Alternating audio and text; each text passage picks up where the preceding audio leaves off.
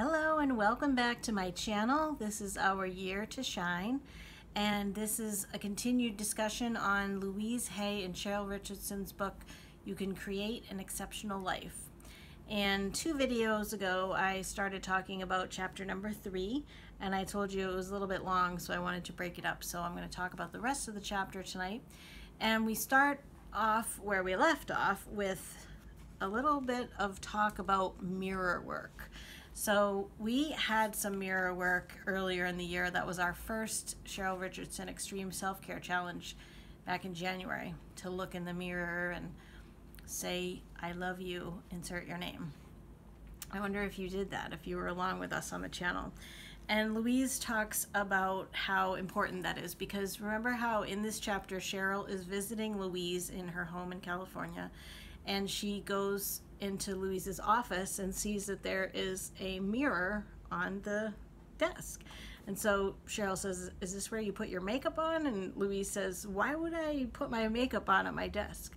So she has it there for mirror work. Do you guys remember when I did my tour of my office last year and I had a mirror on my desk?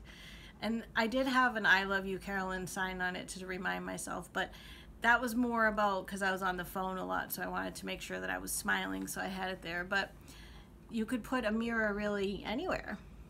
I mean, you see yourself in the morning in the bathroom, but maybe you'd rather see yourself when you're all ready for work and sitting at your desk, so you could potentially have a mirror there. So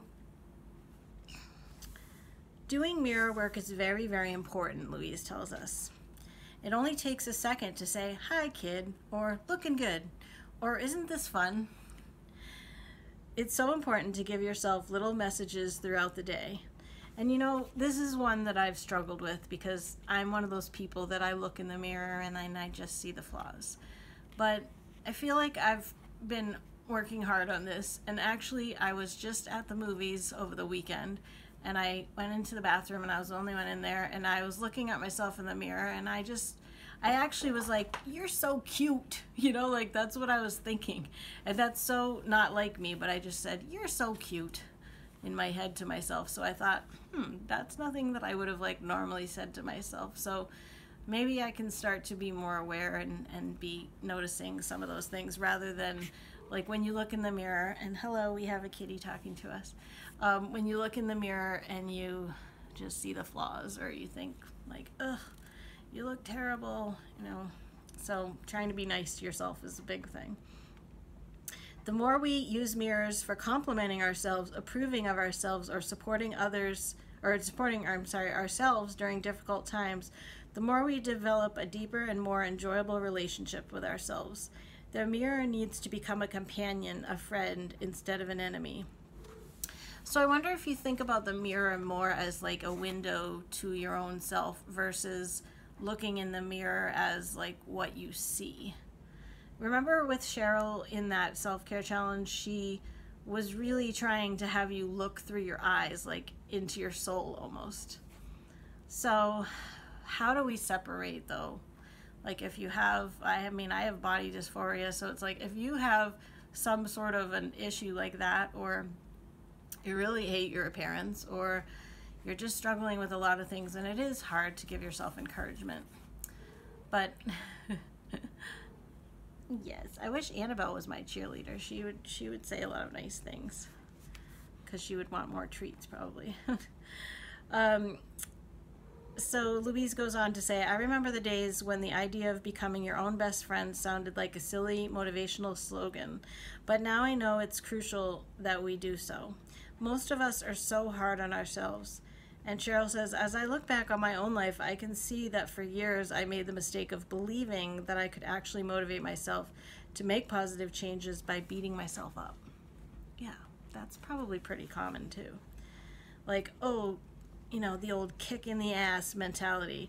Now I see this for what it really is, a way of reinforcing limiting beliefs that keep us frightened and stuck. As I've incorporated mirror work into my life, this is Cheryl again saying this, I've learned a valuable lesson in what it means to stand up for myself in any situation.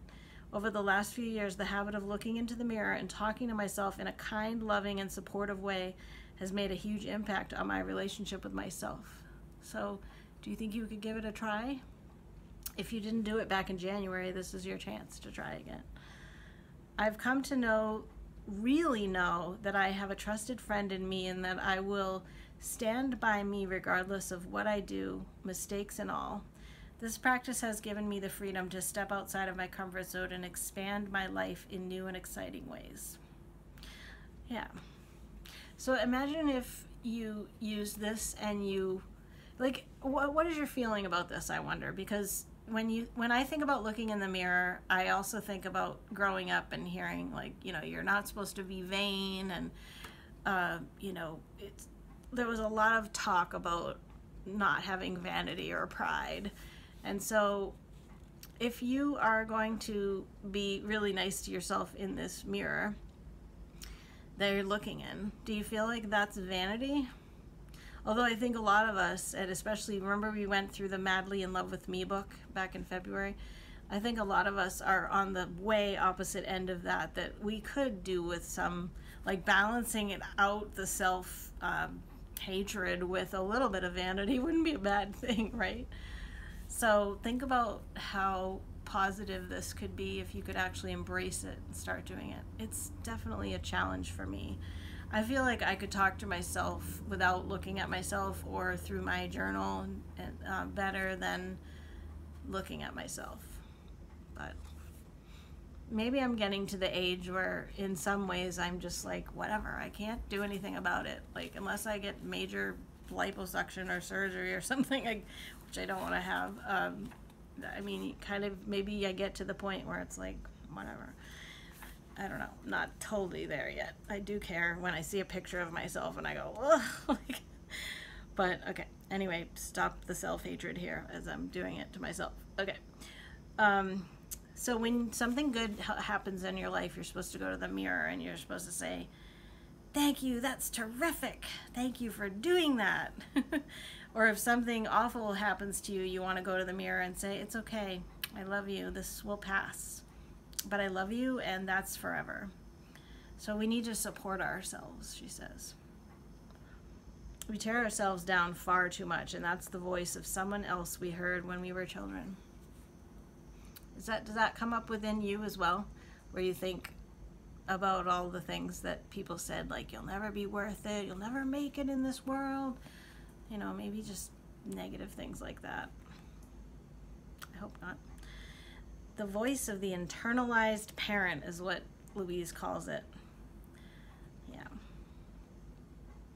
So she's really big on that, and that's pages 77 and 78. And so they move on from the mirror lesson, and then, so here we are, we're in this middle of this chapter of how you live your days, how you live your life. So the next thing Louise talks about is blessing things with love. So getting up in the morning, and we talked a little bit about going around your house, thanking your bed for how you slept, and going into the kitchen and saying, like, a blessing on the kitchen and your stove and the running water and everything that you have, your electricity.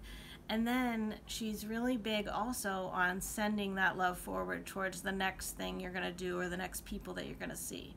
So if you have coworker issues or you're worried about your day at work, if you're sending love ahead of time, then she is telling us that that can positively affect how things go.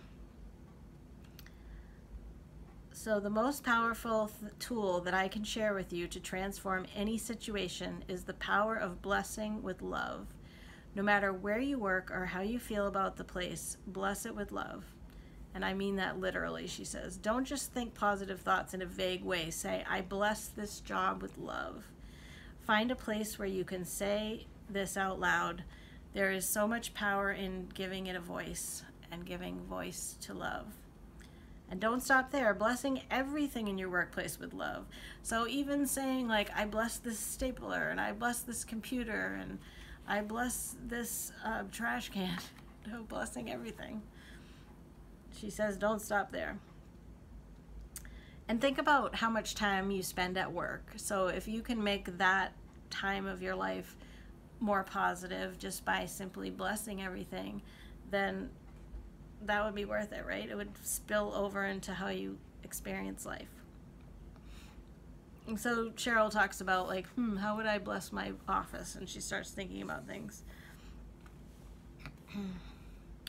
And also shares that a lot of the work that she does as a coach are people that are having trouble with disgruntled, is that the word? Disgruntled coworkers and employees or someone that you work for. If you have a difficult time with someone at work, Louise is saying, you can use your mind to change the situation. Affirmations work very well for this, so try this. I have a wonderful relationship with everybody at work, including, and then insert the person that you might have an issue with. You could do that in your family too, if there's one particular family member or any sort of relationship you're having an issue with. And every time that person comes into your mind, repeat the affirmation. How do you think you would do with that? Like, say there's this woman like Gloria, you can't stand her, and so she comes around the corner and you're just, but then in your head you're thinking, I have a wonderful relationship with everybody at work, including Gloria. You think you could do it? It sounds silly, but you could try. They're sharing particular stories about the way that they have both seen this work in their own lives. Some success stories. So a little bit more about how you live your day equals how you live your life. Louise makes a good point that sometimes we take our history with us no matter where we go and with whatever we do. So may that be trauma, may that be just anger or resentment or just experiences from the past that might trigger us in the future if something similar happens. So that's for sure. And however, when you are in a new job, like say you're having a difficult time at your current job and then you move into a new job, guess what? You take yourself with you. And you know what I was thinking about? There's always something that irritates me. About you're being very talkative. So remember in my other unit that I was in and I was irritated with my neighbors, right? So then I was realizing how irritated, I love all the neighbors over here except for this one unit where they have a dog, and like I've mentioned how much work I've done in the yard and the grass and everything, and they just let the dog run out of the house and then let it pee all over my grass, which I actually paid money and time to do. I know I don't have to do that, I'm in a rental, but like it brings me happiness, and they don't really care about the grounds here. So I'm walking to my car this morning, and again I'm irritated, like there's like, you know, the dog pee wrecks the grass. And then I thought, I probably have just attracted that to me because I moved over here with irritation in my other neighbors. So I obviously have a thing about being irritated with neighbors. So again, I took myself with me over here. I'm in a new situation, and here I am irritated about something. It's not the same exact thing, but I probably should start blessing all of my neighbors, including the ones that have the dog that irritates me. Anyway, just a little bit from my own life. So again, if you move to another job, or say you leave a relationship, you bring yourself with you to the next one. So if you have baggage, then it might spill over into the next relationship, unless you can heal those things.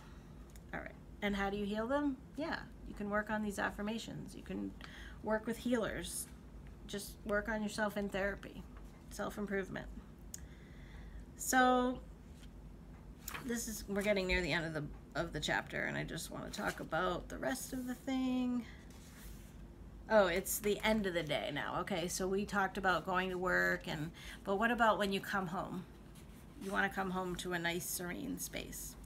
So Louise says, at the end of the day, I stop and say goodbye to my whole team. She's at work still.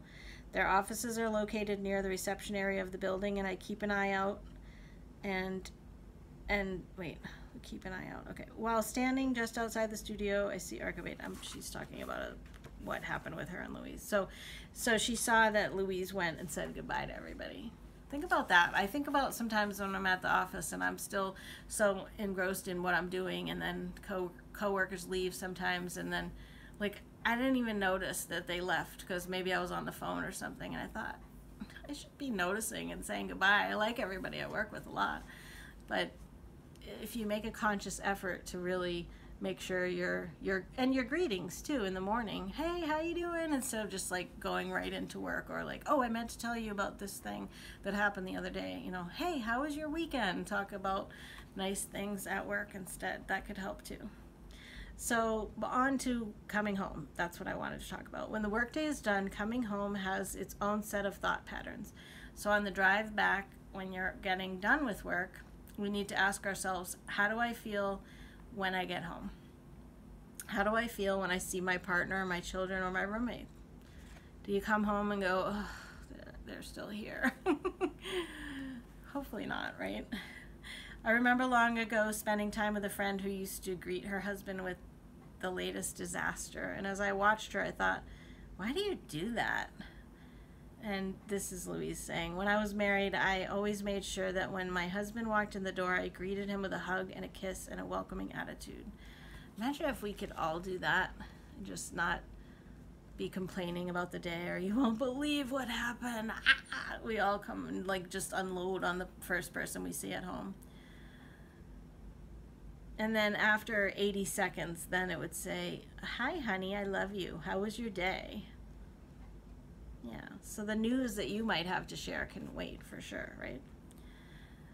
And just as when you leave the house at the beginning of the day, we want to bring ourselves to the thoughts that we think when we get back home. So take a second to ask yourself, how do I feel when I pull into the driveway? How do I feel when I walk up to my door? What's the first thing I say to others or myself when I walk inside?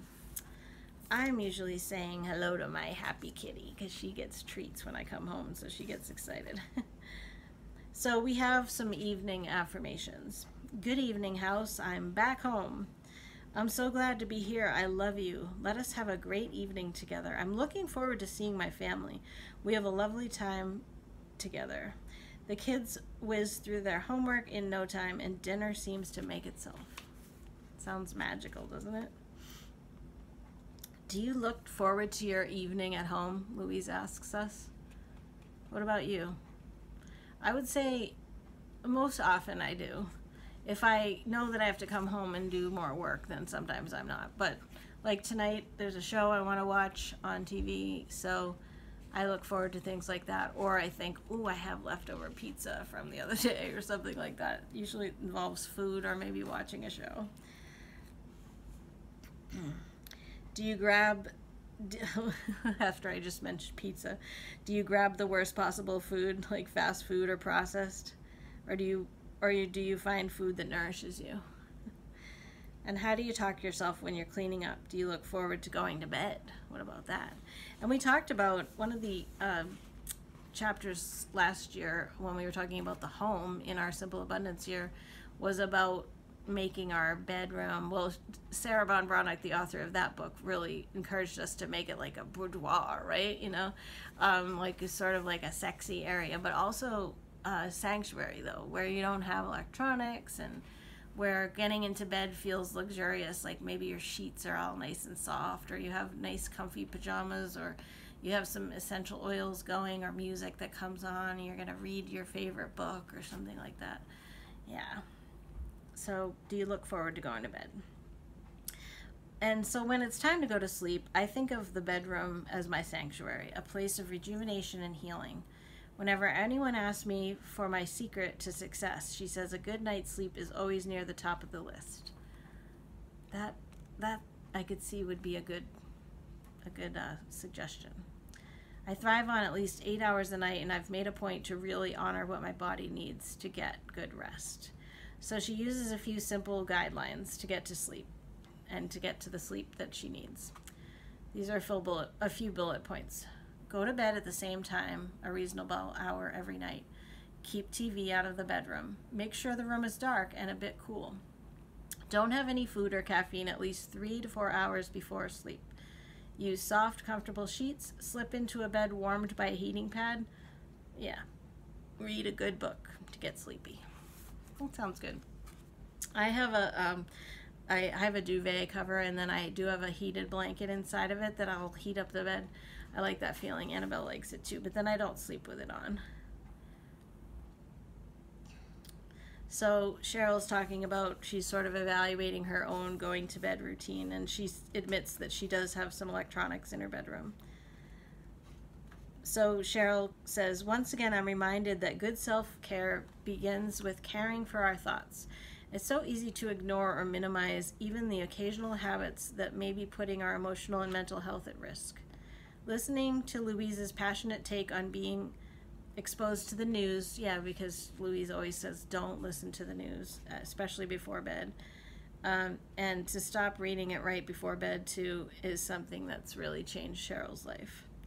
Instead, I'll stick to placing my attention on a good book for now. I love reading stories that touch my heart. Yeah. And she talks about sometimes she listens to a meditation CD. That would be a really good way to fall asleep.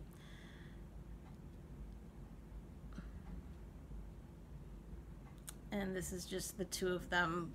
You know how each one of these chapters is a visit between the two of them. They're closing, and Cheryl's talking about how she's saying some affirmations before bed. She drifts off to sleep, and she says, life loves me, life loves me, life loves me. A great ending to the day. So imagine, we talked about so much in this chapter. Imagine if you woke up and you pre-paved your day and you had that morning routine that felt so good, and then you were blessing everything, like just people on the road, everybody at work, every building, everything you eat, and coming home and greeting whoever's there in a positive way and sharing your day, but not as like a deluge of all the horrible things that happen.